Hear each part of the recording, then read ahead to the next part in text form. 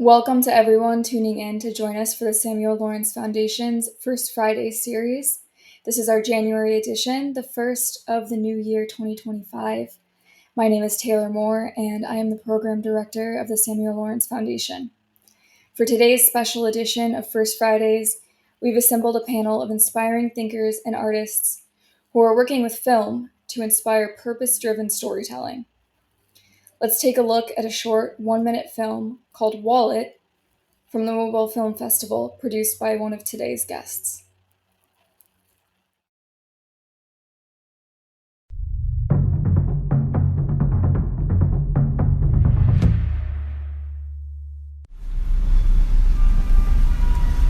آقا چقدر شد؟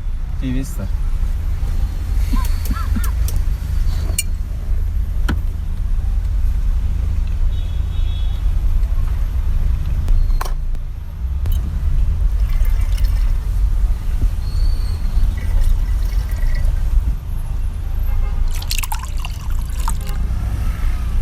گفتم 200 سی سی. کرایه‌اش 150. کرایه‌اش همونی که من میگم. من هر روز دارم این مسیر رو با 150 سی سی میام. ای بابا.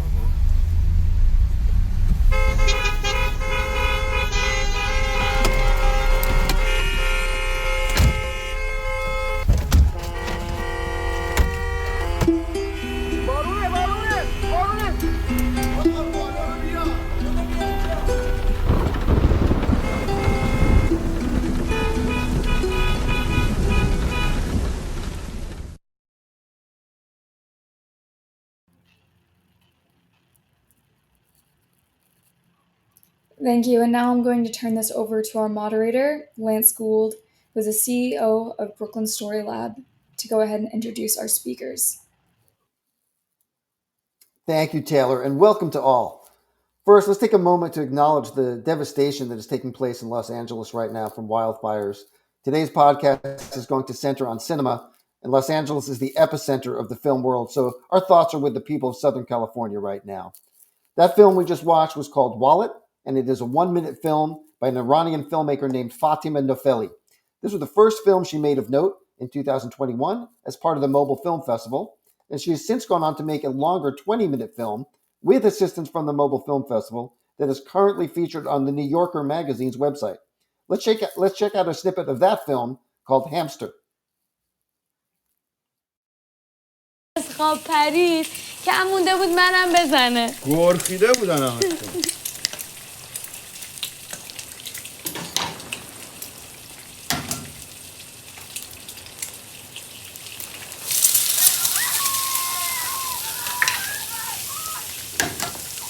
آذین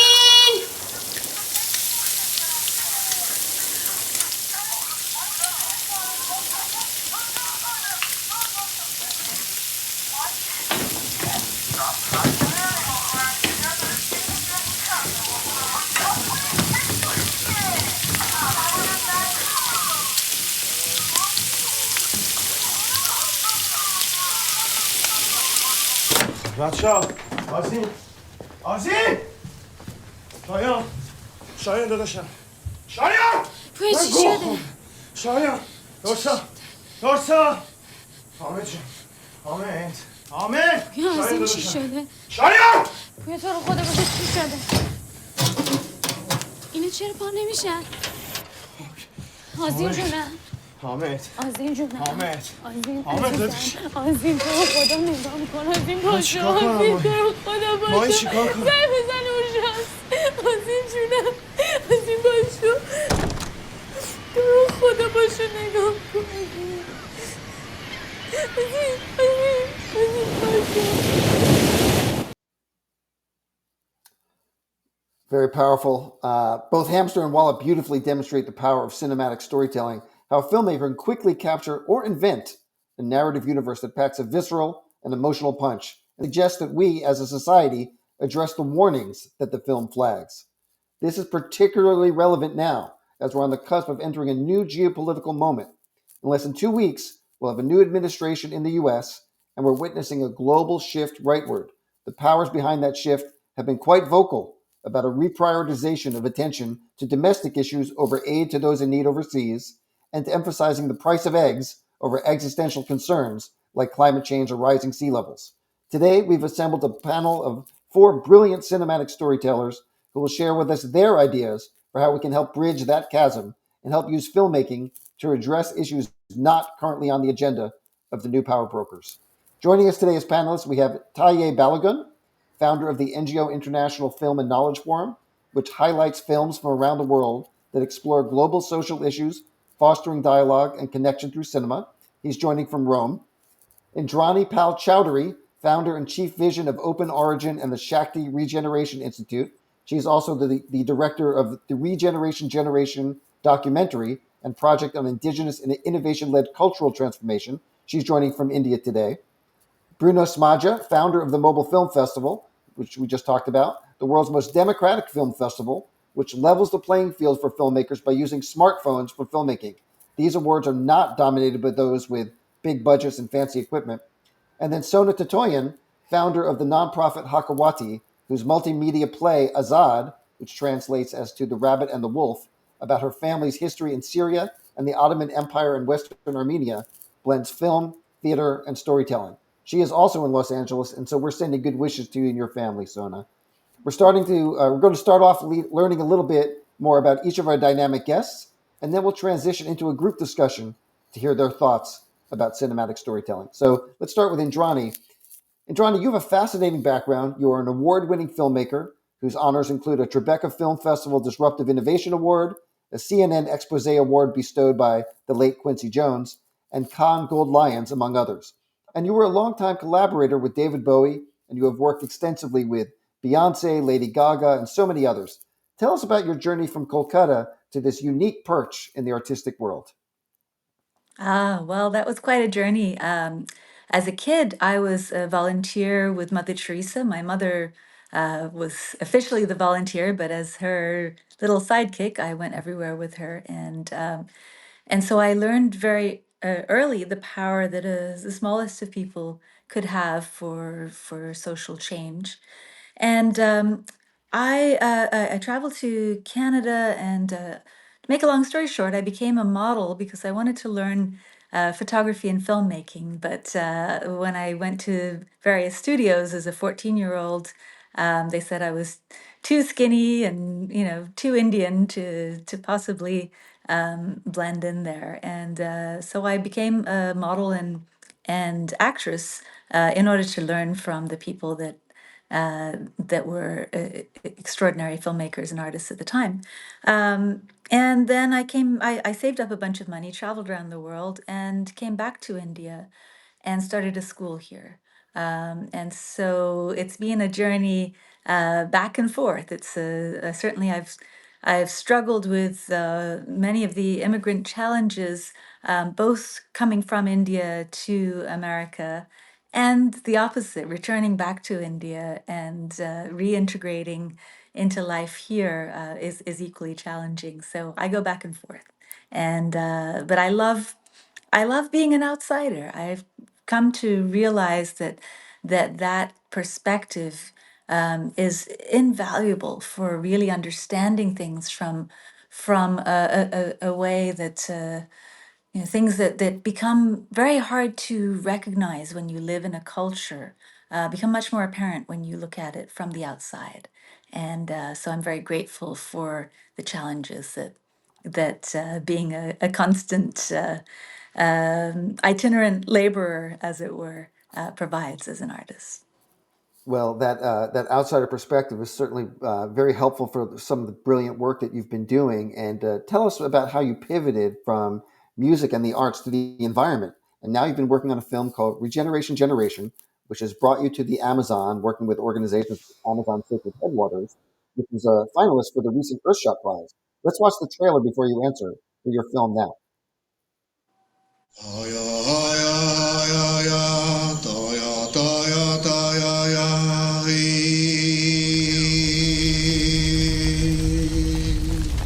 Então tô falando, eu tô triste,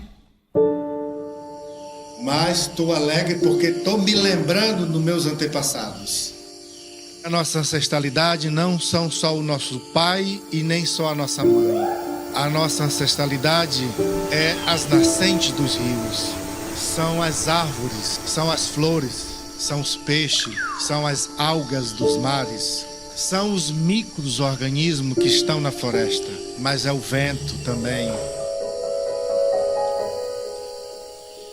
A natureza, ela fala o tempo todo. Ela nos dá tudo. A gente tira tudo da terra.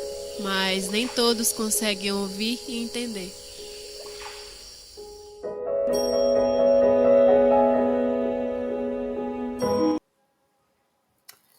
And let me re-ask the question. What led you to switching areas of interest from supporting celebrity artists and their great work to working with Indigenous people and their stories? And tell us the role that film plays in your work.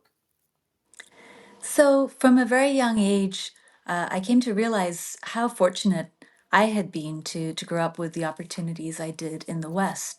And when I returned to India, I traveled around for 6 months with a backpack by myself. And I came to realize just how much need there was for women and girls. And so I started a school called Shakti Empowerment Education, which has now grown into Shakti Regeneration Institute. And as a 18-year-old trying to run a school, I realized just how hard that is. And this was a school for the poorest children and women, for refugee kids. And it was really a matter of life and death for many. The idea of having a future and realizing that that was in my hands. I went and got my dad and helped bring him out of retirement to actually run the school. And then in the end, we grew a whole group. But I had the responsibility of financing. So when I went back to the West, I started taking my photography and filmmaking work much more seriously, even though I was a teenager, because I had this heavy responsibility of a school to fund. And it was the best thing to have that pressure because it pushed me forward. So while I was a student studying anthropology at Princeton, I was working as well as a photographer and filmmaker. And in that role of a photographer, I published a bunch of images in some underground magazines. David Bowie and his wife Iman actually came across those images and asked me to shoot Iman's first book cover, not her first book cover, sorry, my first book cover. She had many book covers. And then that led to shooting Bowie's album cover, and that led to many more. So I worked with Iman and Bowie for over a decade, and got to learn a lot about not only marketing but business and how to use the influence of being a storyteller for good. And so the first music video that I did, big music video anyway, that I was commissioned to direct by David Bowie was called Valentine's Day, and it was on mass shootings.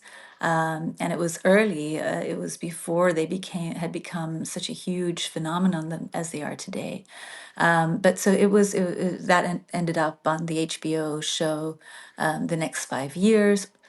And it was a really interesting exploration of the power of media and of fame, because the sort of the thesis was that these some of these kids may be driven by the need to be famous and not having other outlets, ways to express their frustrations. Anyway, I was very quickly going down this path of commercial success, doing album covers for Beyoncé and Lady Gaga, and then music videos. But my heart was always in social justice work.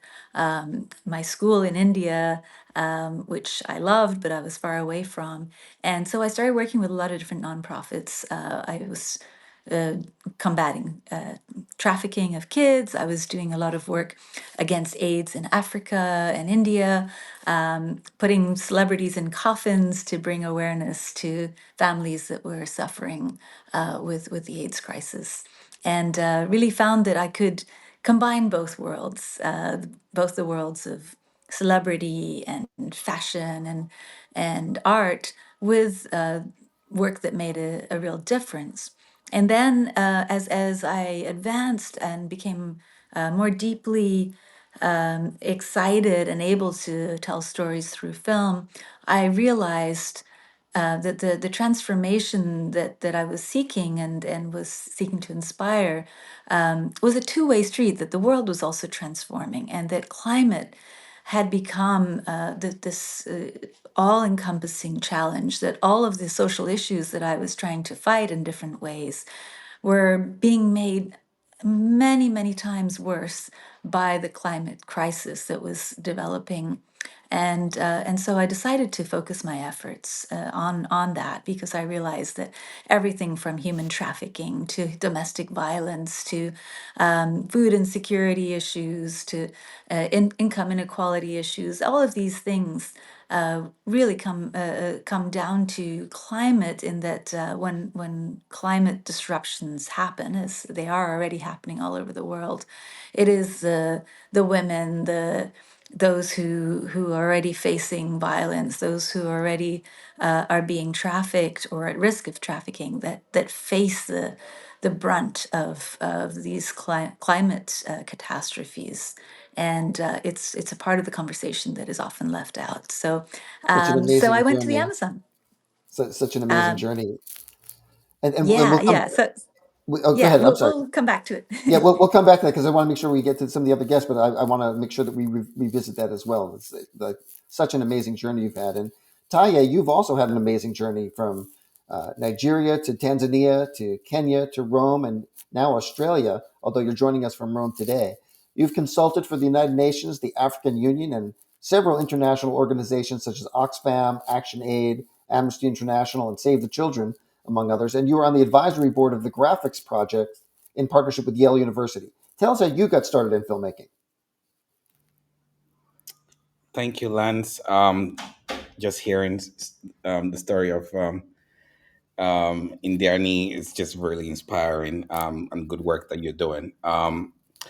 I I was a medical student. I was studying medicine. I was in my third year in the medical school, and I just realized I was not doing what I wanted to do, what I was called to do. Then I ventured into film. I started my career with the BBC as a producer, then went on to started with advocacy work, which at the time it was just frustration with regards to, what sort of content. I just, my constant thing where we are a generation of consuming a lot, and my mom was an educator, so we read a lot of books. But when I go to other people's houses, they have TV screens. I'm like, oh wow, I get jealous about it, but I think it's also exposed me to a lot of good content and critical thinking.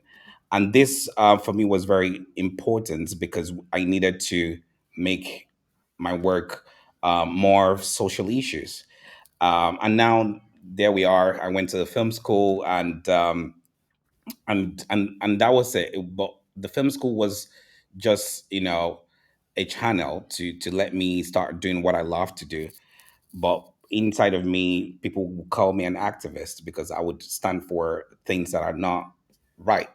Um, then I met when I was doing this. It was just more of what can we do? What can we do? And these questions keep ponging in my head. And each time I travel from Nigeria, I just went to East Africa. At the time, I just got married and went to Kenya. My wife is Tanzanian, and we were just I was just caught up in this whole Africa issue, and I did a photographic exhibition at the time called "Why Africans Are Not United," and this photographic exhibition was an installation to provoke the African Union member states on African unity. They talk about African Union, but they were not actually united. Um, and there are a lot of issues with the African Union, and I just wanted to use my photography work to be able to talk about this problem. Then and that was it for me. And after a while, it was very provocative. I got a lot of backlash, of course, from diplomats and government's representative. And I guess good news and bad news actually helps. So it actually propels, and my work became more. Basically, when I started working with like a lot of NGOs across the continent, and for me, my work is always how do we get young people on the table? So good governance was first for me. So this is a How good do segue, Taye, and it sounds like you and Indrani both shared a photography background that launched into film, and then there's a good segue to talk about your festival, because you founded the NGO International Film Festival, which was just rebranded as the International NGO International Film and Knowledge Forum, which is based in Melbourne, Australia. Let's watch a video about the most recent NGO Film Festival, and then then you can continue with a little more.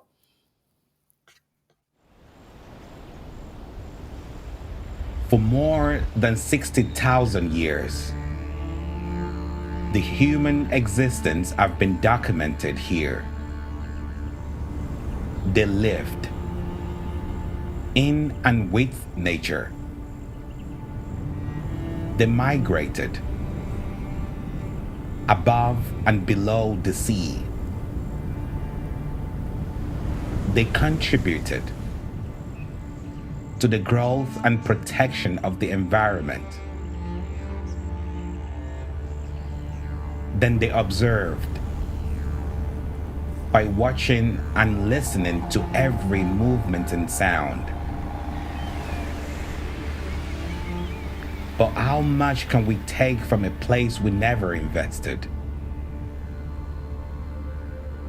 And what is the cost of innovation without the wisdom of the past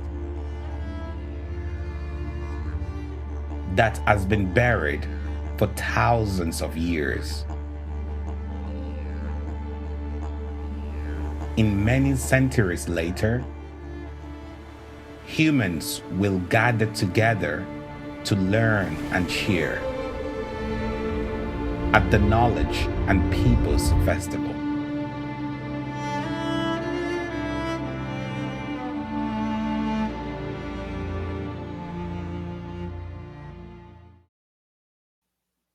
So Taye, I don't know if you can still hear us. If we lost Taye, can you hear us? Okay. Um, we are going to come back to Taye.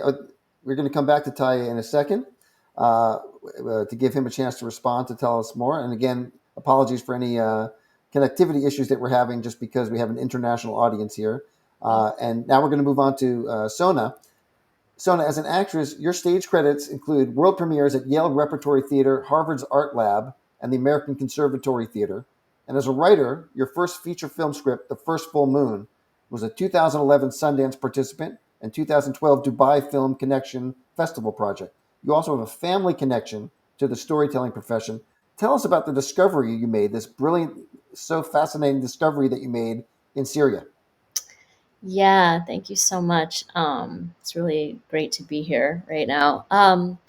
Yes, so I am a first generation Syrian Armenian American, and I was born here in the United States, but I spent every summer of my life in Aleppo with my mother's family, with my maternal grandparents, and um, almost 6 years ago, I went back to Aleppo for the first time since the war, since my family had fled as refugees and my grandmother had stayed and passed there. But I went back to our abandoned house, and in the attic of the family home, I found my great great grandfather's shadow puppets. So he had been a shadow puppeteer in the Ottoman Empire in a place called Urfa, which is actually where Moses and Abraham are from.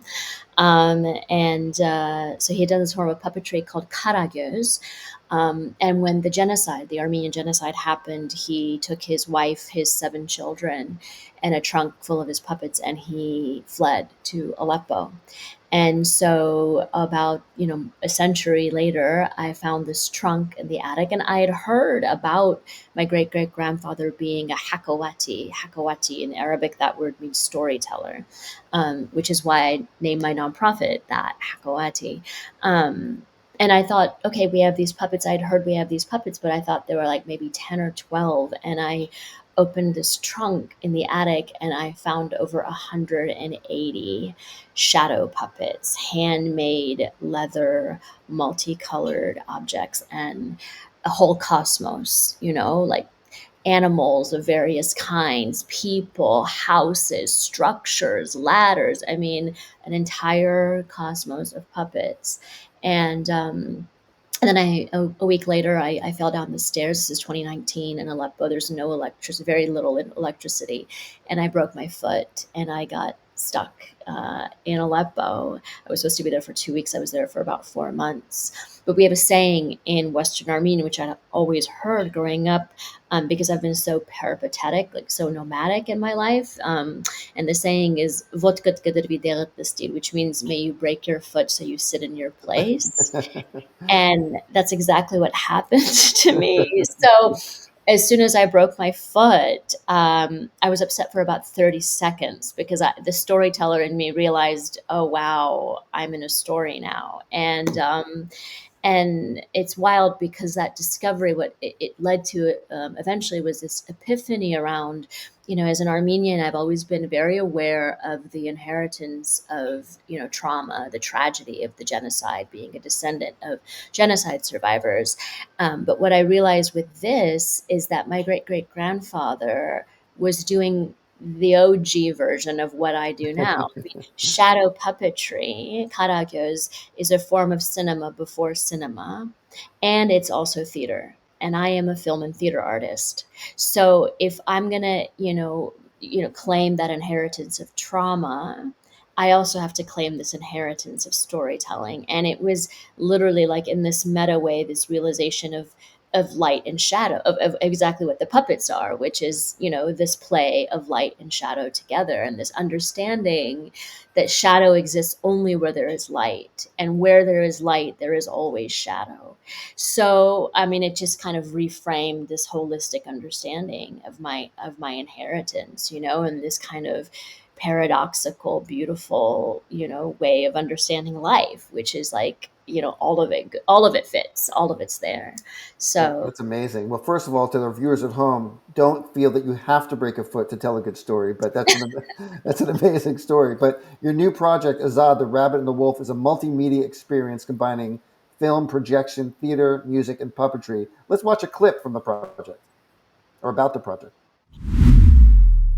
March 2nd, 2019.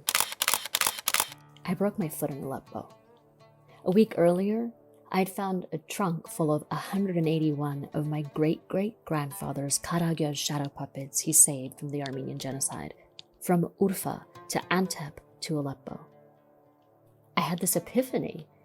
All my life, I've been identifying with the trauma of my inheritance. But this is also my inheritance. These puppets, storytelling, this ancient technology to navigate that trauma. Healing isn't linear. The way time moves, a spiral, we come back to similar places, but a little more evolved. It's elliptical. In 2012, the month that Aleppo was broken in two, the epicenter of the Syrian war, I met Turkish philanthropist and humanitarian Osman Kavala, whose entire mission was to support cultural dialogue and artistic projects that speak to the healing of wounds of Turkey's various minorities. This cultural surgeon, through acts of creation, understood that the way to heal this is together. I was already beginning to understand it's not peoples that are the issue, it's ideologies that are the issue. So how do we, all these threads in the fabric that make up Anatolia, weave ourselves back together? Karagöz was the place where everybody went. These shadow puppets created a gathering space, bringing together all the inhabitants of the Anatolian cosmos. It's the same thing Osman does. It's all connected. Now, 4 years later, in the same exact places, the earthquakes. I was summoned there to receive this. It's my job to perform this. And I'm inviting all of us together to cast a spell to heal these lands. The spell won't work if you're not there.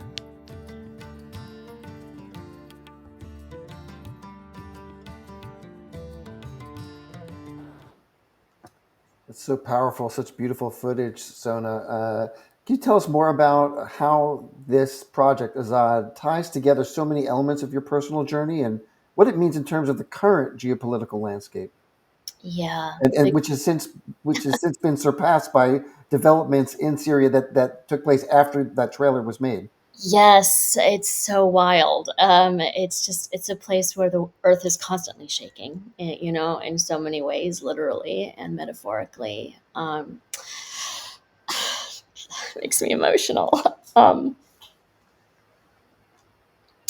yeah, it's wild. I've been working, about 20 years in various ways to tell these stories, and I was working on a large scale project around the Armenian genocide for many years. And so I was, in and out of the region doing field work from, various villages in Anatolia where my grandparents had been from, conducting interviews, to Aleppo, where I've interviewed my great great uncle 20 years ago. All of this culmination of stuff that I thought I was using to make one story.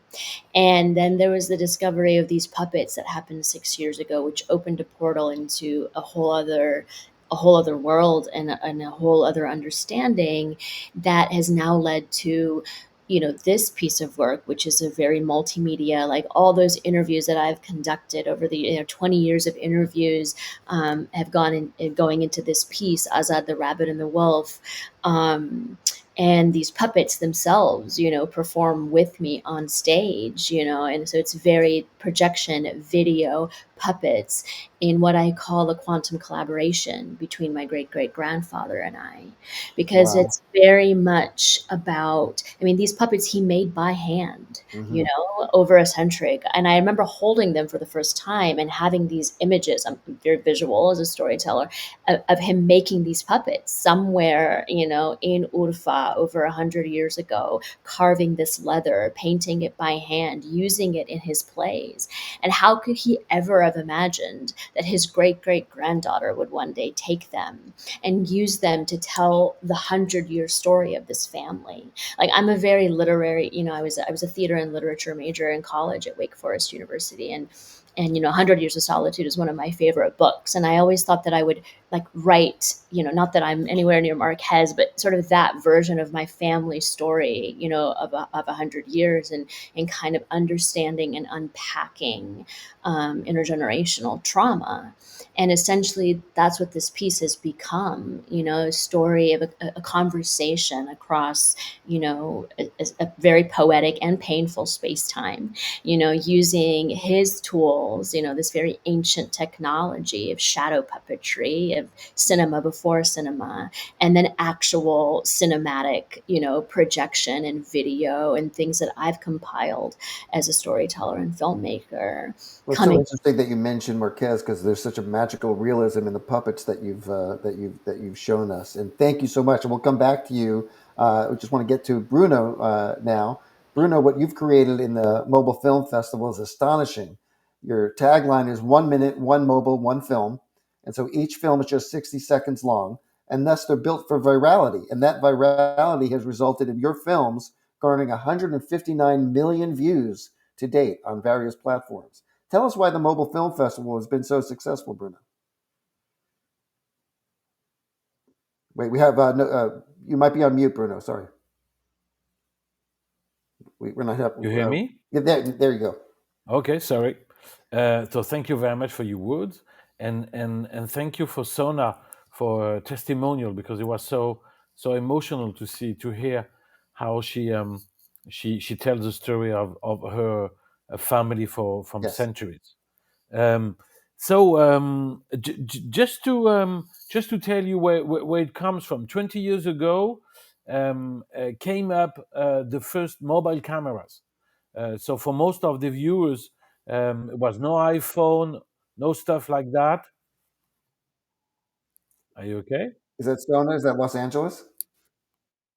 Okay, yeah, no, Okay, that's no problem. for the viewers around the world. There's a lot of evacuation warnings going Wow. off in Los Angeles, so that's what we're hearing there. And Sona, so sorry that you're going through that. And thank you for joining us in this tense time. But Bruno, please continue. Wow, very impressive. Take care. Um, And so I was working for a manufacturing mobile company, and they came up with this first mobile camera. And so I went to some friends to test it, to some filmmakers friends to test it, and I wonder what are we gonna all do with a camera in our pocket. And I dreamed that these mobile cameras could be an opportunity for young talented filmmakers to express their talent without any barriers, any economical barriers. So that's what we do for 20 years. And the funny thing is, from the first edition, the winners, which was called the SLAP committee, they're all working in the film industry today. And all along this way, we had discovered talented filmmakers, because this was our main goal from the beginning. Morgan Simon was the first to receive a grant, and we produced his film. And this year he finished his second feature film. Fatima Nofeli, you show a work, and now we're producing a second or third short film, and hopefully we'll have the same success than the previous one. Sébastien Vanissek, who has an incredible journey. In 2013, he won a special effects award at our festival. He met a producer, makes a long time. In 2023, he makes his first feature film, which is called Vermin, and you can find it on Netflix. And the next film he will do will be the next Evil Dead. So they're amazing stories. From all over the world. Yeah, from all over the world. And the other specific element of our history as a festival is that we decided to play digital from the beginning. You have to remember that in the 2000, internet was evil, all pirates for the film industry. They have no regards for it. There was no Netflix, no platform, nothing. And even for short films, they were not allowed to be screened on the internet before submitting to a festival. They would be forbidden. But we decided that it was an amazing place to meet an audience, an amazing place to go and to make films discovered and to make our talents recognized. Obviously, we have to fight and to compete with cats, which was still today a hard job, but we did our best. And our chance to reach this audience, as you say, is that we had an amazing creativity from the filmmaker, and this was always recognized by the jury of great names and filmmakers we had, that they were always recognizing the quality of the film we were proposing. People like Fernando Meirelles, like Claude Lelouch, an Oscar winner, like Jean-Pierre Jeunet, who made Amélie from Paris or Alien 4, they all were president of the jury, and they all said, wow, those films are amazing. And we would have loved, when we were young, to have this mobile camera to be able to produce those films. So it was an amazing story.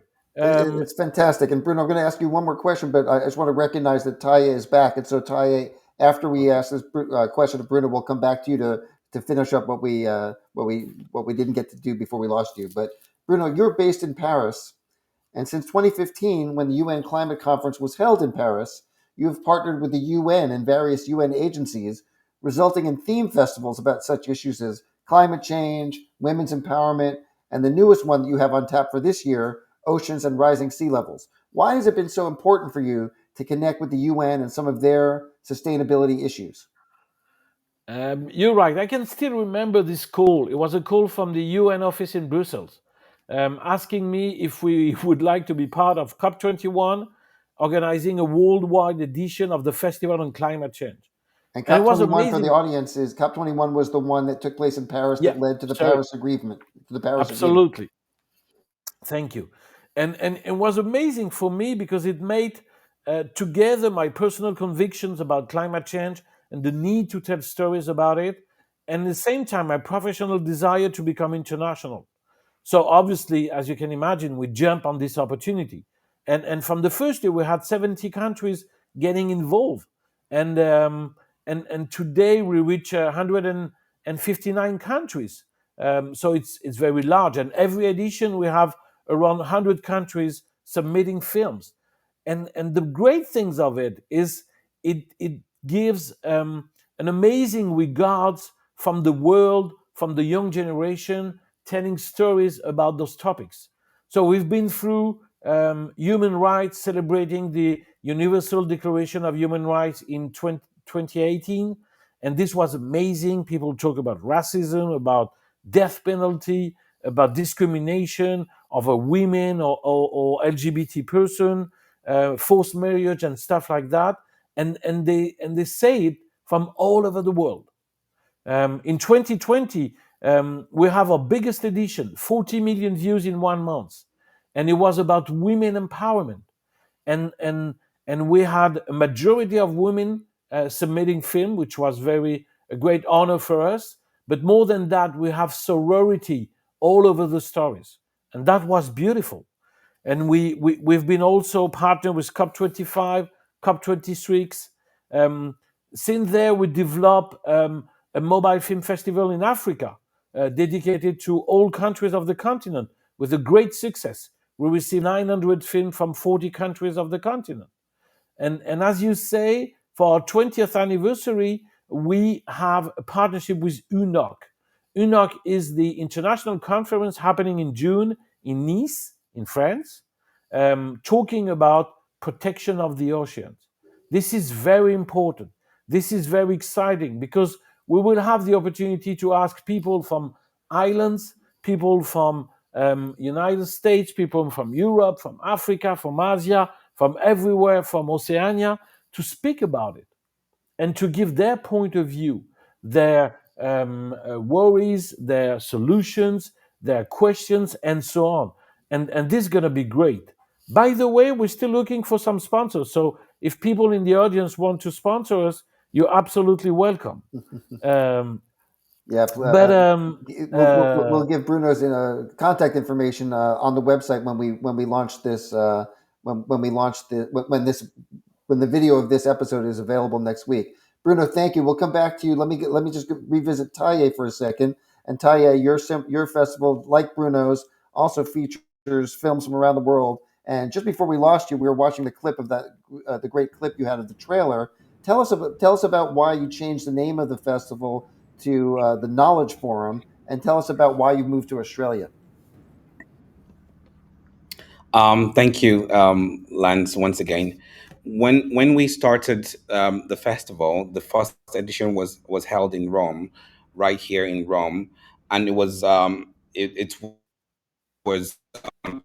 a a convening that brings together policymakers, civil society, academics, as well as creative storytellers to just bring films together. Our aim is not to share, to not just watch film. Our aim is to actually use those films as learning tools. So we call ourselves a solution-based knowledge festival. And since the inception, we just realized that everybody that has been coming to the festival keeps saying diplomats. We've had over 200 and something plus countries, ambassadors come to our festival, civil society leaders. And once they come in, they're like, this is not the actual film festival that we know of. Because we have knowledge sessions where Malawi, for instance, can sit next to Denmark and exchange some of the issues or solutions that they have. And that's, for us, was very critical, that we have that moment where country can face each other and say, you have something you're doing right and we can learn from you.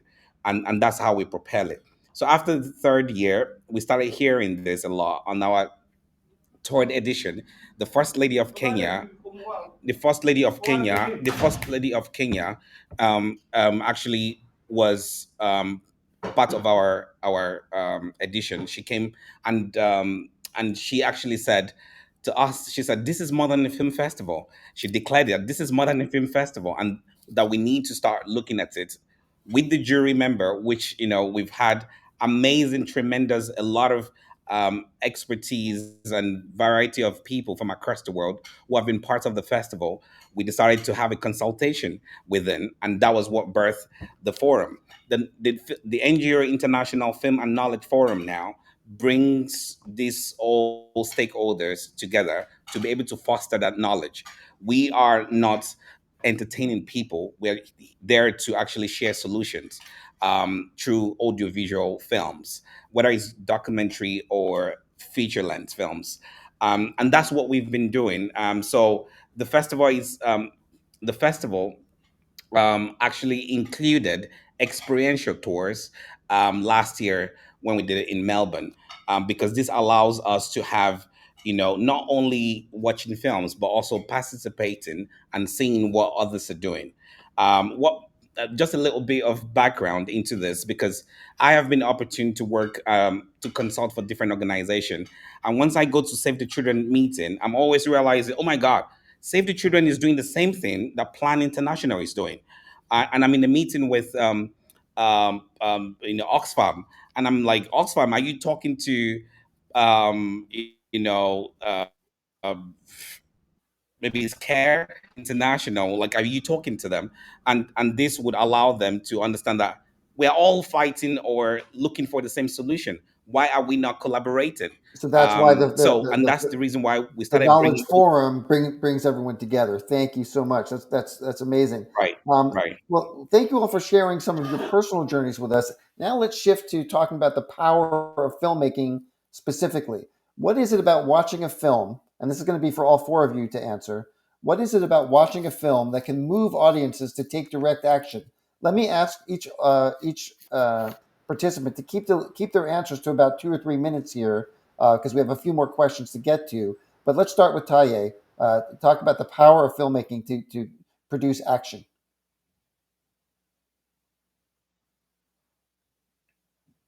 Taye, this is for you. Thank you. Yes, film. It's a mix of two. I mean, you're using two different organs of your body, the ears and the eyes. And I think these are the two moments. Those are the two organs that when you see, is very captivating, very magnetic. More so, it allows people to have some level of emotion to it. And I think that's what differentiates between a film, watching a film, and reading a book. What a film does to you is completely different, because is embedded with audio and visuals and characters that are able to interpret the characters in a way that allows that particular minor character to become big. And I think this is very critical in the work that the power that a film does. I mean, even growing up, watch into resonate and still remember those words. In the film, we can remember a lot of soundtracks in the film. And I think we're having some audio issues with Taye. Sorry, Taye, we're having some audio issues with you, but thank you for that. Bruno, will you answer the same question? With pleasure. Obviously, Taye was talking about emotions, and we all agree about that. I will say that storytellers have the major responsibility today, and filmmakers especially. Since I was born, the cinema represents the future as a disaster. Science fiction never offers me an expectation of a peace, pleasant, and happy world. Why? This is a big question I'm wondering today. And particularly on climate issues, the way fiction is representing it, the future is no hope. And I think it's a major problem. Hollywood is obsessed with the big one. We just have examples of we all gonna die, and it's gonna be all destroyed, and that's terrible. We need another storytelling.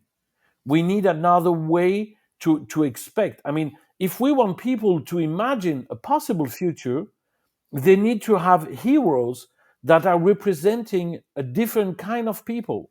Let me give you an example. Our heroes today are powerful, are driving powerful cars. They are taking plane all the time and eating big burgers. That's not possible. I mean, we need vegan heroes. We need people cycling and people with consciousness of the planet. That's very important. And I do believe that the Me Too revolution is a very interesting example. First of all, it's very important and very positive, but it brings a female gaze in the film industry. and this female gaze, which is not winning completely, but it's a very big change. And we can see when I watch a film from the 90s, I see that the representation of women is absolutely different from today.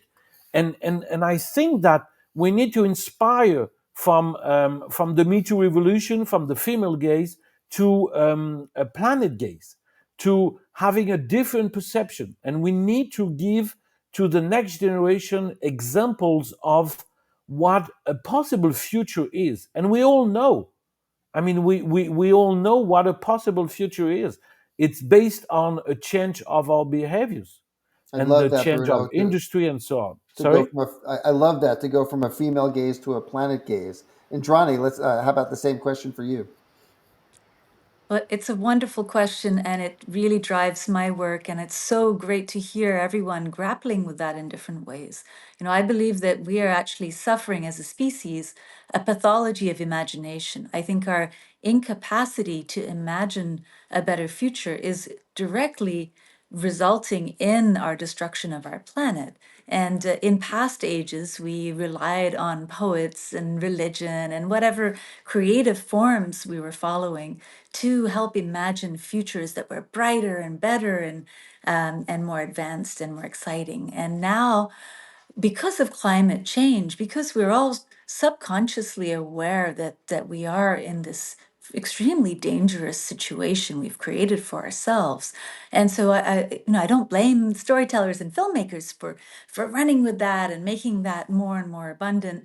That loss be really take over in so many forms. But we don't need to have zombies and planets crashing into each other and all these different kinds of ways to express that fear without the opposite, which is hope. And more than that, it's constructive action. It's heroes that tackle the collective issues, that don't just look out for themselves. The problem with all of our heroes and superheroes is that the human hero is seen as only protecting their close group of family and friends, and it's a happy ending when your four closest buddies survive and the rest of the planet is destroyed. And that is just a terrible paradigm, a terrible set of ideals that we're leaving for people to have to live up to. I think it's very important that collective action becomes part of the narrative. And the part of the problem that we're suffering from is that conflict is viewed as an essential part of any narrative. And so these conflict-driven stories are reflected in our world, where wars seem to be a natural way of expressing ourselves because that's what we watch, that's what we enjoy. Similarly, you mentioned just a moment ago the female gaze, and because less than 10% of films are created by women, and less than 1% of films are created by women of color. So the vast majority of perspectives of the world are not reflected in our storytelling. And the result of that is actually devastating, because it's the women, and particularly women of color, who deal with the catastrophes created by our global mindset. They're the most vulnerable. And so they're the ones who have to figure out how to have their families survive when there's flooding, or when they run out of water because of climate action. They're the ones that have to figure out how to avoid their daughters being enslaved very often, because unfortunately they're the large majority of cases, they're the ones who are the front line of defense against these things. So learning from female perspectives, especially women of color, and especially of diverse experiences. To me, it's not enough to have women of color in America represented, but we need women of color and men of, we need people from every part of the world to learn from their experiences so that we can create the future that we want instead of the future that we're afraid of. And just to add one more quick thing to that, we talked about film and why it's important. One of the difficulties of film is that people often feel that by watching a documentary, they did something good. And very often, when we point at the problem, we actually create a sense of paralysis, that people get so overwhelmed by these problems and they don't know how to solve them. So instead of going out and trying to solve them, they say, well, let's just watch something fun now. And I did my tough stuff. And you know, and they don't realize that watching the film is not the action that's needed. So filmmakers have to inspire with positive stories in spite of the challenges that we face. I think that's incredibly important, and to show a new kind of heroism that centers collective action and centers those marginalized folks, who are not you know, the superheroes that we're used to seeing. You're all painting such beautiful, essential pictures. Thank you all. And Sona, let me turn this to you and get your thoughts on that question. Yeah, I mean, I would say beyond filmmaking, I would speak to this in regards to storytelling, which is a unique activity to our species, Homo sapiens. We navigate the world through story. That's what we do. And so much of our world is story. Like religions, no offense to anyone, they're stories. They're things that a group of people have collectively decided to subscribe to those ideas and belief. Currencies the same, borders are the same. This is all story. Ants and animals don't recognize borders. So I mean, I was at the crossing the border from Lebanon into Syria, a nervous wreck years ago. It was still under the Assad regime. And, I was thinking, God, how many like refugee ants have crossed over the border and, and they're not going to they didn't need a passport to do so, so these are all human things that, we make up. And as a theater maker, and as a filmmaker, why I do this is because it connects us back to our unique humanity and the mirroring of each other, how we are able to reflect to each other our belonging. We belong to each other. I mean, when you sit in a room in a theater, and I think it's more powerful with live performance because you have that energetic exchange happening, that communal thing happening live. You feel that, for me, it was, very powerful as a theater major and lit major in college. I had the great fortune of being mentored by Maya Angelou, the poet and the Oh, storyteller. amazing. Yeah, and so I was doing a performance of a play called Mad Forest, which was about the overthrowing of the Romanian dictatorship of Ceausescu. And this was the moment that changed my life because she came to see that play with a group, of like 20 people, paid for the class and so forth. And we had this moment where we were sitting there talking to the audience about the day we overthrew that dictatorship as a group of actors. And then the audience literally turned into like black church. They were like, yes, yeah, they were hearing this testimony and responding to it. And I think of, since the beginning of time as human beings, we've sat around fires doing that, listening to each other, acknowledging and going, yes, and I know, I see you, I know you. And so storytelling is an empathy catalyzer. It makes us realize our interconnected nature, and we need that if we're going to survive on this planet. Not so much if the planet's going to survive, because she will survive in a different form, but if we as a species are going to continue to exist here, we need to know that when we throw bombs in some place, that is coming back for us in another way. And it's through storytelling that we can understand we are not independent of each other. And that's the greatest tool of story, is that it touches us here, in the heart, in our humanity, versus what policy can do, and things that are intellectual, of an intellectual, a law is passed. And so I'm glad people are doing that. But What a joy to be talking with four brilliant storytellers today. And you've just given me an idea for a film, Sona, Ant Immigration. I'll share the IP with you when that film is made. Next, I'm going to ask each of you for like a very quick response, but tell us about a film outside of your own work that had a significant impact on you and moved you to want to do the work that you're doing. Bruno, let's start with you. I'm going to be very quick, but I mentioned three films. The first one is Little Big Man. My Dustin Hoffman. father, sorry, Dustin Hoffman? yeah, no, Arthur Penn, Little Oh, Big okay. Man. Okay, um, And my father loved Western, but I hate those macho men killing and riding all the time. And when I saw Little Big Man for the first time, I said, okay, this could be closer from the reality. The second one was The Killing Fields, about the from Roland Joffre, is English, which his name doesn't seem to, and it's about a Cambodia dictature, and it's about American journalists that stay in Cambodia after the collapse of and it's amazing. And the last one is La Dolce Vita from Federico Fellini, and I saw it when I was a kid, and it makes me live in Italy, learn Italian, love Italy, and that's how cinema can influence all your life after. Three great films. Thank you, Bruno. Indrani, how about you? Oh, well, that's a tough question, but I'm going to say The Act of Killing, which is a documentary that uses magical realism and uses the process of theater and storytelling to actually go into the mind and the psyches of killers that had become heroes in the society. So in the 70s, they led death squads, and now they're grandparents and they're much loved by their families and Is sort this the of one from heroes. Indonesia? Yes, yes, that's right. And I just thought it was incredible to see the process of storytelling and that cathartic process, but also how it could be flipped as a way to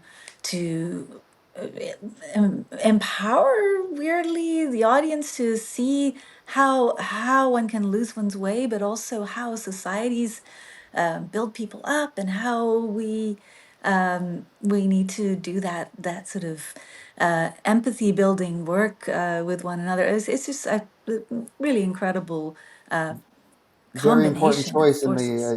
the context of what the shifting the world is doing today, and sheepishly going along with certain things. Sona, how Yes. about you? My God, yeah, I've been thinking about that. I was like, I'm going to put this off until that question actually comes in the show. But right now, the first thing that popped into my head is the Italian film Cinema Paradiso.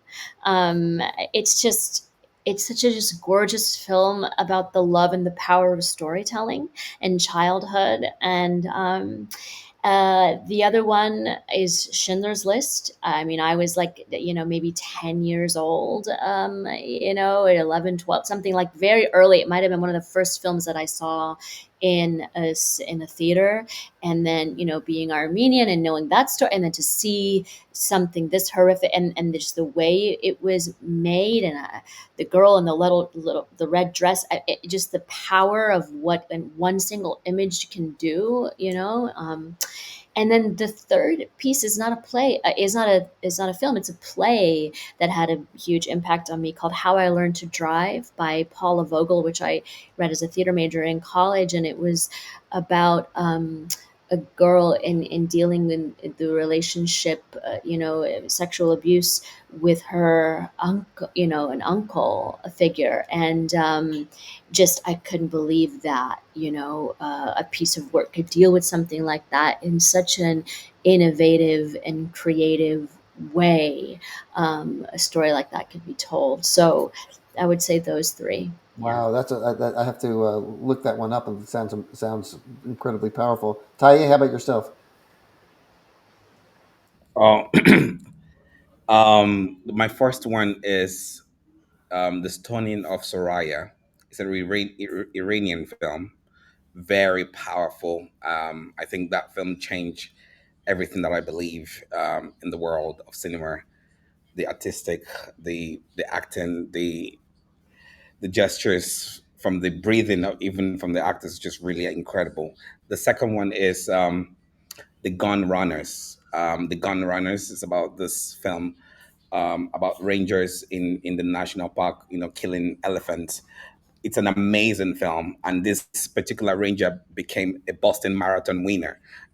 It's just really incredible, from just hunting elephants, running and hunting elephant in a safari, then running at Boston in New York, in the US, and winning Oh my a silver gosh. medal. It's an incredible film. And lastly, which is a film that opened our festival last year. It's called Camp 32. And it's almost like The Killing Fields, but this is an account of this Cambodian immigrant who came from Cambodia when he was 9, and they were put in Camp 32 during the genocide that happened. And he retraced. They were put in a camp and they came to Australia way back, but he retraced his step, and he was able to document everybody. He found everybody. He met one of the people that was in the camp with him as a taxi driver when he was just sharing his story. It's just everybody broke to tears. It was Wow. just a very powerful film, Camp 32. So yeah, so those are the films that are top of the world for me right now, and I do like to talk about them very often. Well, I think that everyone watching this, including myself, is going to have a to-do list in terms of film watching coming up very shortly. But let's check in with Bart, who's the president of the Samuel Lawrence Foundation, and see if there are any questions from the audience. Bart, what is the audience asking about? Thanks, Lance. We have two. One comes from Lucy in New York, and she says, "What do you think are the most significant barriers for filmmakers who want to create stories that drive social change, and how can they overcome the barriers?" All right, let's give this one to Indrani and Taye. Indrani, why don't you go first, and let me know if you need to hear the question repeated. No, I got it. The most significant barrier is financial access.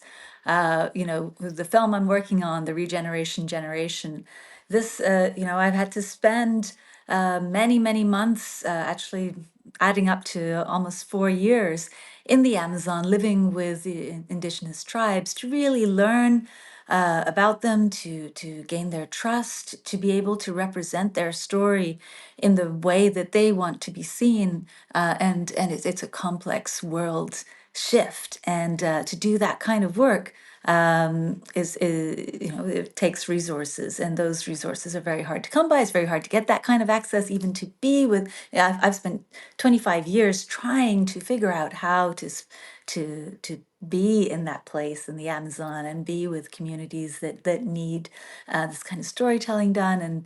And so it's been a process of visions and ways of that I've been drawn there. But access is very, very hard to come by, and people don't realize the value of that, and of being able to take the time to really understand the stories that we're telling. And so I would say that's critical, that there's more funding for projects where we don't know where they're going to go exactly, and how that's going to develop into a product. But this commercialized view is very unhealthy of how those decisions are usually made. Taye, how about you? What were the biggest barriers for you? I couldn't agree more. Funding and access is top of my list. I do know for sure the filmmakers that I work with that I want, people who are really yearning to tell a story, they actually don't have funds. But those who are just, they just have an idea and they have another idea, they just have funds waiting for them to tell another story. It's just really bizarre. And lastly, is distribution. There's no filmmaker that want to put their film on a computer and have their family watch it, so there is not enough platform, and hence the reason why, Bruno was talking about, people not festivals not trying to get films and all of that. Like, we are looking for films. We don't even show. We don't care whether or not the film has been done 10 years ago or 15 years ago. As long as this film still, resonate and it still validates the topic of discussion of today, we'd like to screen it, because films becomes classic as well, the way music become classic. So distribution and exhibition is also a very big barrier, and I think a lot of people undermine just making a film and nobody sees it. So yeah, that I would just add that to Journey's list. Fantastic. And Bart, do we have a second question or another question? Oh yeah, and then also follow up to that question. These two answers are so poignant. How can you together, you for extraordinary filmmakers, think about the future and how you can collaborate and make those points less of a barrier? So another question comes from Samantha in San Diego. Can you share an example of a moment during your career when a film or project you were involved with had measurable impact on a community or an issue? That's it. Great question. All right, let's hear from Sona and Bruno on this one. Sona, you go first.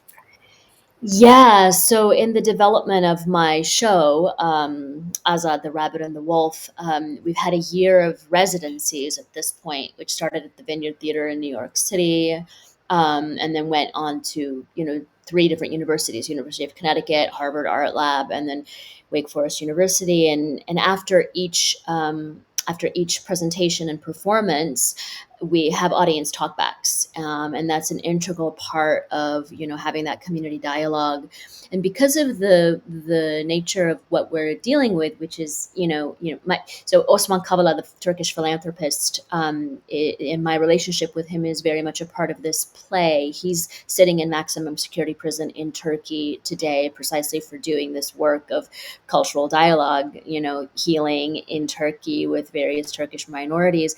And so my relationship and friendship with him was instrumental for me to understanding and kind of dismantling inherited, fear and paranoia around, Turkey and Turkishness, being an Armenian and descendant of genocide survivors. And so that relationship has been an incredible mirror for people, post show. I mean, I remember in Connecticut, there was a Turkish woman and an Armenian woman sitting next to each other who after the show were hugging each other in tears, who came up to me, told me that they had exchanged information. I mean, this is the kind of thing. It's like, this is why I want to do the work I do, because this is how we heal, see each other's humanity, understand where we're each coming from, what we're holding. And now actually we're holding different sides of the same pain. And so that impact work is instrumental into what my nonprofit is doing, which is about storytelling to help heal trauma. So it's not just to create these stories, but then to create these spaces post the viewing of the story in order for audiences to have facilitated, curated, capacity to be able to share their own story, like what comes up for them. And I've seen this happen now over and over. So we know that there's something here that people are So beautiful. needing and wanting. So yeah. That's so beautiful. And Bruno, how about you? Measurable impact from your work. They both answer to the previous question. The problem is the finance. So I'm quite proud because from 10 years we succeed in distributing $380,000 grants to produce films all over the world. You talk about Fatima in Iran, but there is Kozi in Indonesia who want to speak about LGBT issues in Indonesia, and I can swear it's not an easy situation. We just finished 2 films in Africa, one in Benin and one in Kenya, from women that made those films. And every time I have this opportunity to finance a new project and make it born from nothing, from their mind, from their idea, I'm very proud. There's a few months ago, I met some filmmakers from historically from the Mobile Film Festival, and they told me, and it was very emotional. They told me, "You changed our life." And Wow. I don't know how much I did it, but because their talents, I sure they will find a way through the forest to access to it. But if I may have been helpful one day in some way to a film to become live, to somebody to have his first short films, and on his way to go to a future film, that will be make me happy or useful. Amazing. Well, we're coming toward the close of our program. I wanted to give each guest an opportunity to give a closing thought. So, and let's keep this one brief, but please share with us one thing that in this very contentious time gives you hope for the future. Like, let's keep it to about 1 minute or less. Sona. Community. I just ferociously believe that is where our healing is at. And again, in understanding that we are interconnected here, not just as people, but with every living creature on this planet. There is an ecology, a system of our belonging to each other. And right now it's amazing to see in Los Angeles how that's showing up. I mean, people are really showing up for each other. And I think I think that's why all of us here are doing the work that we're doing, is because we understand that this is what's catalyzing the power of community and empathy and understanding our own humanity. So the more, I think we're moving in at a time where that's going to become more vital, this understanding. And that gives me hope. That's why I do what I do. And that's what gives me hope, that we understand, all of us Amazing. understand that we are a part of one thing. Thank you so much. Bruno, how about you? The young generation, I will say, my generation is leaving a dirty basket, and really, we're all responsible for that. Whatever we think or we do, I know my behavior was unconscious for many years, and so I try to repay it now. But I do believe the young generation maybe kicking our ass, because I think it will be necessary, but I do have hope in them because they have no choice. Good. Our generation does need an ass kicking. Taye. It's funny that Bruno said youth. I always say that we rather have young people at our forum than to have older people, because I don't know what to tell them anymore. We've already lost generation, and we cannot lose the next generation. So I'm very peculiar, and I think what we envisage is to be able to raise a generation of leaders, of activists or active citizens who will take up this challenges and global developments in their own, or from their own perspective, from their own whatever resources that they have, knowing fully that they have a future. So the young people are more, for me, the target, and that's what gives me, and hence the reason why we work with a lot of universities. Currently, we work with 62 universities from across the world, where Amazing. all our contents are going to. All our content after the festival, we give it to them so that they can use to teach students in classroom, whether from international development to political science to journalism and whatnot. We give them all these films made by amazing filmmakers from across the world. We give it to the universities to use to teach. So yeah, so those are my hopes. Fantastic. And Indrani, you get the last word here. Well, I believe that it's really important to go from pointing fingers to being part of the solution. Filmmakers, storytellers very often take the role of exposés and pointing out what's wrong, but we actually become part of the problem when we don't get our hands dirty with finding the solutions. And so the film that I've been working on has been really a practical exercise in focusing on the solutions that are coming from all around the world. And the indigenous people that I've learned from have said, if you point fingers, you have to point fingers at everyone, because we are all complicit in the problems. Even the indigenous community that's uncontacted. The first thing that they want to do is get a cell phone, and the cell phone is created by child labor and all of these terrible cycles of problems that we're all part of. But what's really exciting is I believe that we are on a cusp of this massive transformation. We're at a tipping point, not just on a planetary boundaries, but also a tipping point of human consciousness. And the film I'm working on is all about raising consciousness, shifting awareness from extractive to regenerative approaches. And focusing on this for 4 years, I've come to see that people are doing this in so many radical and extraordinary ways across all industries, across all parts of the world. And so it's an extremely exciting process to see how we all find our way to be part of the solution. And I just encourage everyone to keep pushing forward and to go beyond focus on the problem to finding answers and working in that community way for the greater good. Thank you so much. And Indrani, thank you all so much for your brilliant insights, all four of you. This has been such a wonderful session, and I've learned so much just listening to the four of you. Let's turn things back over to Taylor to wrap things up. Thank you so much, Lance. And a massive, massive thank you to all of our panelists here today. The Samuel Lawrence Foundation wants to thank all of you as well. We're so lucky to have you. This was an incredible conversation, and thank you for sharing all of your perspectives. You all are doing such inspiring work. I really hope that the audience today follows up and checks out some of this work.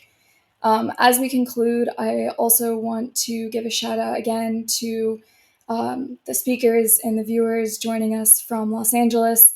Our thoughts are with everyone in LA right now that's affected by the ongoing fires.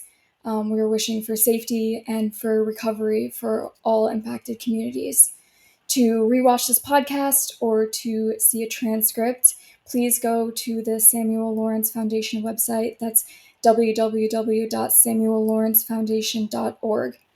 Thank you again to our 4 panelists.